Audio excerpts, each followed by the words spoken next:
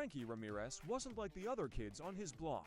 While they were glued to video games or kicking soccer balls, Frankie lived for one thing: his BMX bike. It wasn't new or shiny. In fact, the blue paint was chipped and the handlebars were wrapped in duct tape. But to Frankie, it was his rocket ship, his wild stallion, his ticket to freedom. Every afternoon, after homework, sometimes instead of homework, Frankie raced down to the empty lot behind the old grocery store.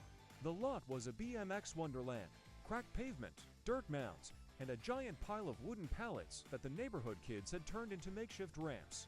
He'd spend hours practicing tricks, bunny hops, 180s, and his favorite, the tabletop.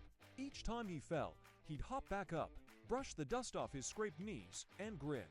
One summer day, word spread like wildfire. A group of older teens had built the Big Jump, a massive ramp at the far end of the lot that launched riders over a fallen tree. It was the stuff of legend, and no one under 15 had dared try it. Frankie's best friend, Maya, watched as he eyed the ramp. "You're not thinking what I think you're thinking, are you?" she asked, raising an eyebrow. Frankie smirked. "Gotta fly sometime." With his heart pounding like a drum, he pedaled toward the Big Jump. The ramp looked taller the closer he got. His tires crunched over gravel, the wind roared in his ears, and then he hit the ramp. For a moment, he was weightless.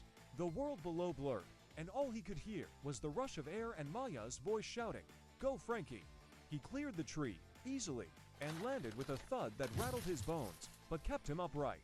The older kids GAPED. Frankie skidded to a stop, breathless and grinning from ear to ear.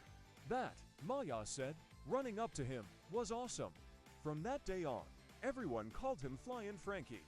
And whenever a new ramp appeared, you could bet Frankie would be the first to soar over it, chasing that feeling of flying free.